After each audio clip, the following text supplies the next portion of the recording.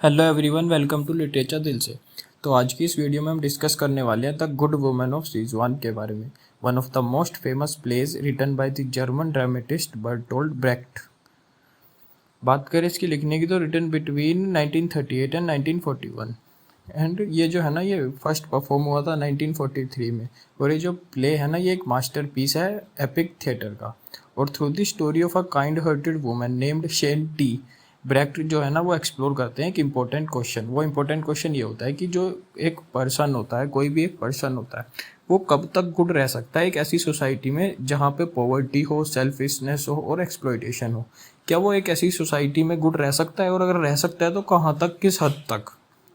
इसके बाद बात करें, जो ये प्ले है ये कंबाइन करता है सोशल क्रिटिसिज्म को, पॉलिटिकल आइडियाज़ को और ड्रामेटिक इनोवेशन को। और ये जो है ना ये चैलेंज करता है ऑडियंस को to think critically about justice, morality and capitalism rather than simply becoming emotionally involve with the characters. अब बात करें इस प्ले की, तो ये प्ले हाईली इंपॉर्टेंट होने वाला है UGC net, TGT, PGT teaching exams जितने भी हैं और कॉलेज स्टूडेंट्स के लिए। तो अब इसको समझते हैं डिटेल में। सबसे पहले अबाउट द ऑथर देखते हैं थोड़ा बहुत। तो जो ये है ना बर्टोल्ड ब्रेख्ट, ये एक जर्मन प्ले राइट है, पोएट है, प्ले राइटर है, पोएट है और थिएटर डायरेक्टर है। और ये जो है ना ये जाने जाते हैं एपिक थिएटर के फाउंडर के रूप में, मतलब फाउंडर के नाम से। ये एपिक थिएटर जो होता है ना एक ड्रामेटिक फॉर्म होती है जो कि इनकरेज करती है ऑडियंस को to think critically instead of becoming emotionally absorbed. अब इनके कुछ फेमस वर्क्स की बात करें तो वो है mother courage and her children, the Caucasian chalk circle, life of Galileo, the threepenny opera, the good woman of Setzuan. Brecht जो है ना वो बिलीव करते थे कि जो थिएटर है ना should educate society and encourage social change. अब कुछ बैकग्राउंड इन्फॉर्मेशन देखते हैं। तो जो ब्रेख्ट है ना road this play while living in exile during the rise of Nazism in Germany. और जो ये थे ना पॉलिटिकल और इकोनॉमिक क्राइसिस थे उस टाइम के, वो इन्फ्लुएंस करे उनकी राइटिंग में बहुत ज़्यादा, मतलब वो इन्फ्लुएंस करे थे उनकी राइटिंग को डीपली। और ये जो प्ले है ना ये set in the fictional Chinese province of Setzuan, but जो सेटिंग है ना वो सिंबॉलिक है रेदर देन रियलिस्टिक। तो जो ब्रेख्ट है ना वो यूज़ करते हैं this distant location to discuss universal social problems such as poverty, inequality, exploitation और बात करें तो मोरल कन्फ्लिक्ट। और ये जो प्ले है ना ये रिफ्लेक्ट करता है मार्क्सिस्ट आइडियाज़ को अबाउट सोसाइटी एंड क्वेश्चन करता है वेदर की जो गुडनेस है वो सर्वाइव कर सकती है एक अनजस्ट इकोनॉमिक सिस्टम के अंदर। इसके बाद आगे अबाउट द टाइटल देखते हैं। तो जो टाइटल है ना द गुड वुमन ऑफ सिजुआन, ये इमीडिएटली रेस करता है क्वेश्चन को, वो क्या कि who is the good woman. तो उसका आंसर यही है कि जो सेंटी है ना एक पुअर है बट वो जेनरस प्रोस्टिट्यूट है जो कि सिंसियरली ट्राई करती है मदद करना हर किसी की जो भी उसके आसपास लोग हैं। However as the story develop, जो ब्रेख्ट है ना वो ask whether simple goodness is enough in a world where selfishness often succeed. तो जो ये टाइटल है ना देयरफॉर ये बिकम्स आयरोनिक, क्यों, क्योंकि जो गुडनेस है ना वो itself becomes difficult to maintain. अब इसकी जनरे की बात करें तो ये प्ले है ये belongs to epic theatre, political drama, social drama और बात करें तो एलिगोरिकल प्ले। और unlike traditional drama, epic theatre जो होता है ना वो इनकरेज करता है ऑडियंस को to analyse events rather than simply sympathise with the characters. अब इसकी सेटिंग देखते हैं। तो जो प्ले है ना ये सेट हुआ है एक फिक्शनल प्रोविंस ऑफ सिजुआन में, चाइना के अंदर। Although it appears to be China, but जो सेटिंग है ना वो represents society in general. Important locations देखे इसके अंदर तो वो है सेंटीज की टोबैको शॉप, उसके बाद द स्ट्रीट्स ऑफ सिजुआन और द कोर्ट रूम। अब कुछ मेजर कैरेक्टर्स देखते हैं। सबसे पहले सेंटी, ये एक हीरोइन ऑफ द प्ले है। ये जो होती है ना काइंड होती है, जेनरस होती है और कंपैशनेट होती है और ये sincerely wants to help everyone. इसके बाद स्वीटा, ये जो स्वीटा है ना ये सेंटीज की क्या इमेजिनरी कजन है। मेनली जो होती है ना सेंटी, वो अपने आप को स्वीटा बना लेती है एक लड़के की फॉर्म में, मतलब सबको दिखाने के लिए कि उसका कोई भाई है और वो ऐसे लड़का बन जाती है। Whenever Senti cannot survive through kindness alone, तो सी डिस्गाइज herself as स्वीटा। वो जो स्वीटा है ना वो प्रैक्टिकल है, स्ट्रिक्ट है और बिजनेस माइंडेड है।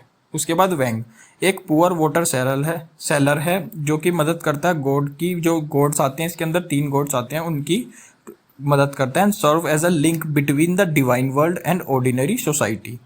इसके बाद द 3 गॉड्स, ये जो गॉड्स होते हैं ना ये अर्थ पे आते हैं क्या ढूंढने के लिए, ये अर्थ पे आते हैं एक ट्रूली गुड पर्सन को ढूंढने के लिए।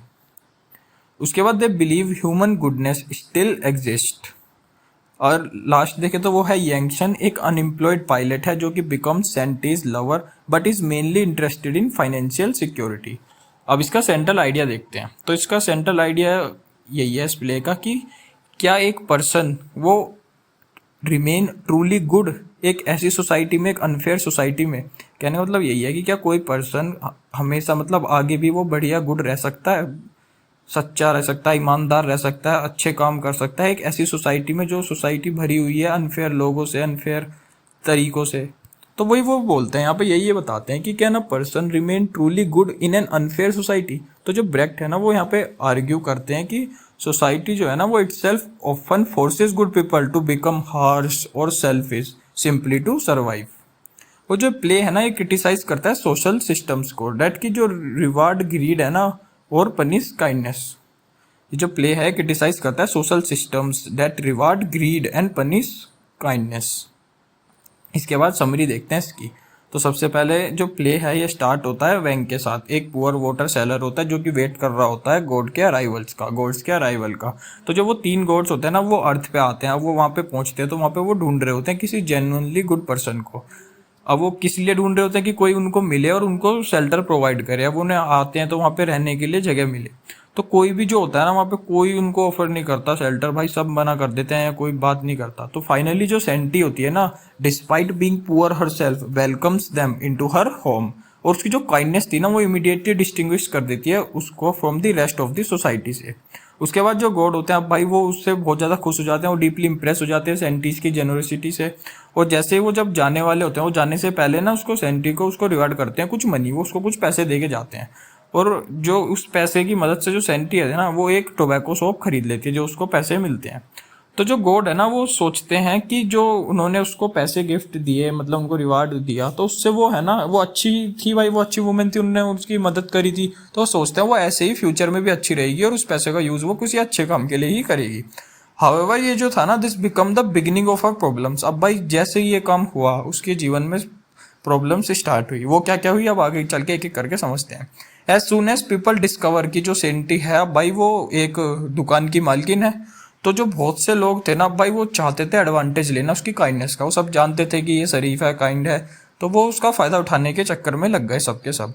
जो नेबर्स थे भाई वो उससे मांगते थे फ्री में फूड, कि भाई पैसे ना देने पड़े, फ्री में फूड मिल जाए। जो रिलेटिव्स थे वो डिमांड करते थे शेल्टर।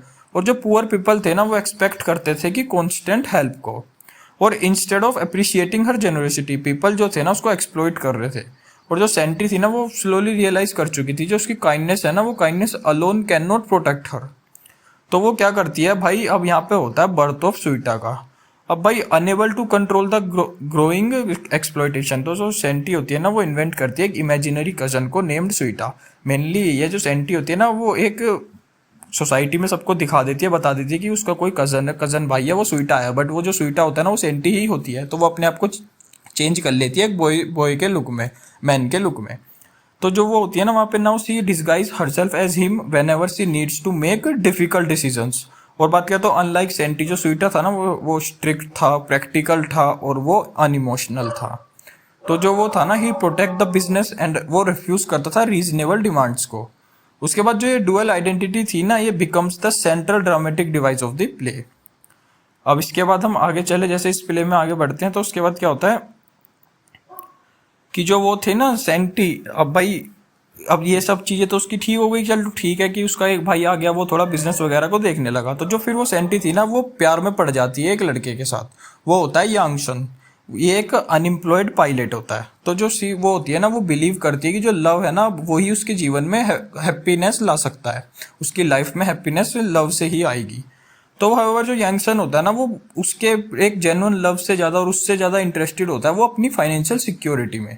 और वो जो होता है ना वो बार बार उसको बोलता है और वो चाहता था कि जो सेंटी है ना वो अपनी इस दुकान को, टोबैको शॉप को बेच दे और उसकी जो एम्बिशंस थी उनको पूरा करने के लिए उस पर पैसा खर्च करे।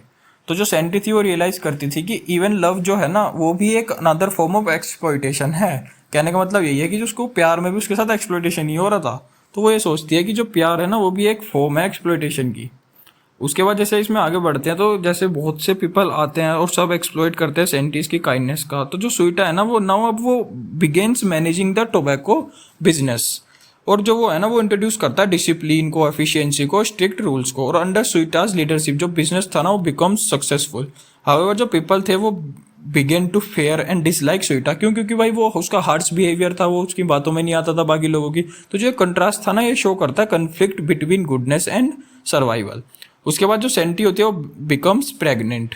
तो नाउ अब वो भाई वो और भी ज़्यादा रेस्पॉन्सिबल फील करती है, ना कि सिर्फ अपने लिए बल्कि अपने उस फ्यूचर बच्चे के लिए भी। तो जो वो होती है ना वो बिलीव करती है कि she must survive in order to provide a better life for her baby. और एज अ रिजल्ट जो स्वीटा होता है वो अपीयर्स मोर फ्रीक्वेंटली। क्यों? क्योंकि भाई सेंटी को रियलाइज हो गया था काइंडनेस अलोन जो है वो can not protect her family. तो उसके बाद क्या होता है, इवेंचुअली जो वो सेंटी थी अब भाई वो मिस्टीरियसली डिसअपियर हो जाती है वहाँ से, और स्वीटा जो होता है वो अपीयर्स होता है।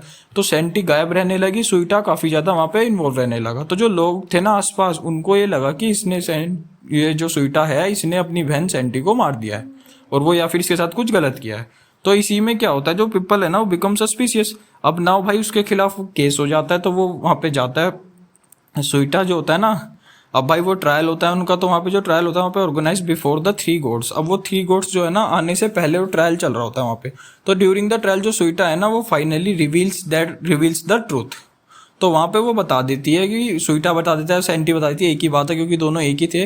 वो बता देती है अपना सच कि मैंने क्यों ये अपना रोल बनाया था, क्यों मैं वो बन गई थी स्वीटा या सेंटी, जो भी सिस्टम था।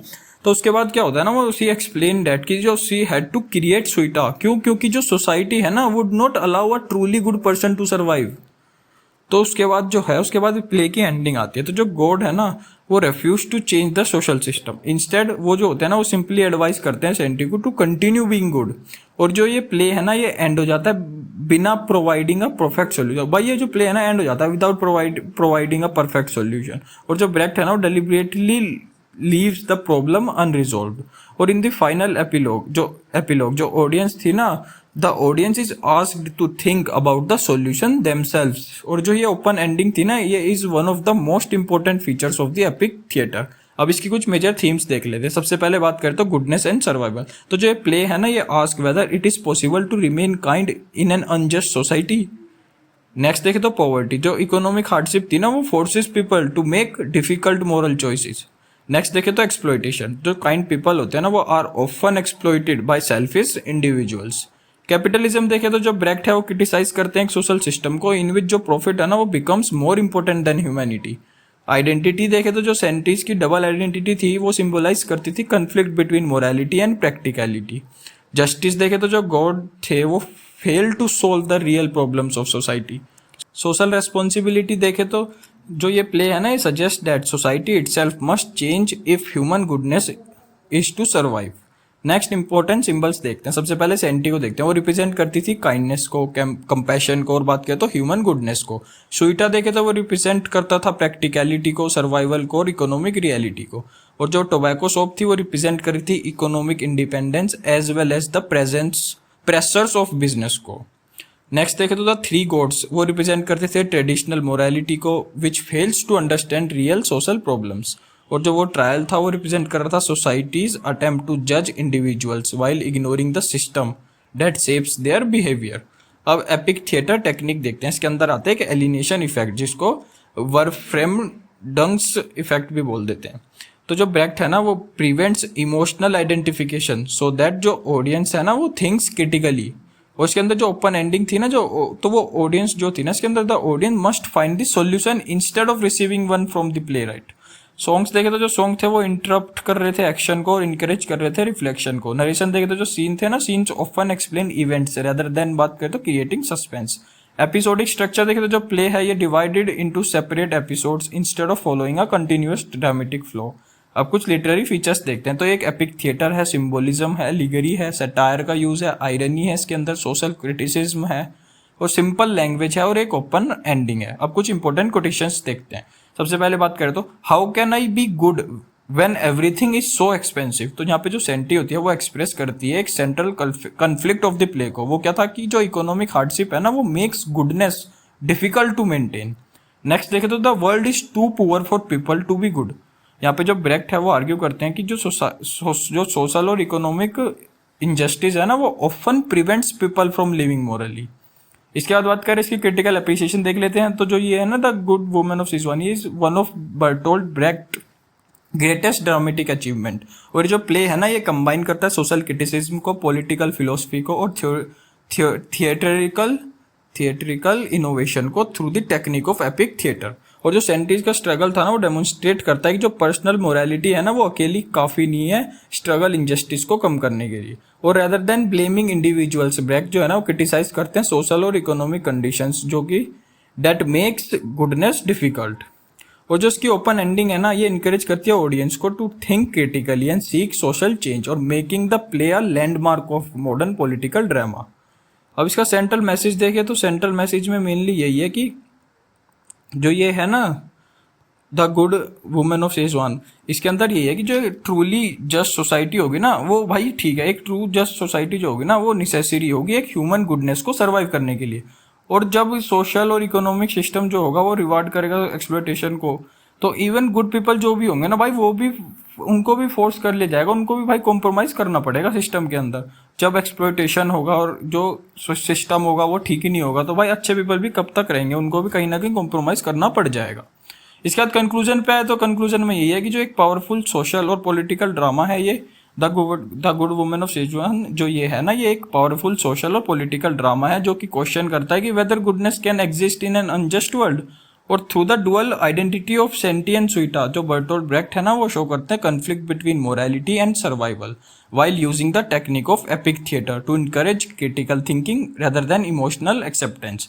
और जो ये प्ले है ना ये remains one of the finest examples of modern drama and continues to be highly relevant in discussions of justice, society and human values। तो बस आज के लिए इतना ही, धन्यवाद।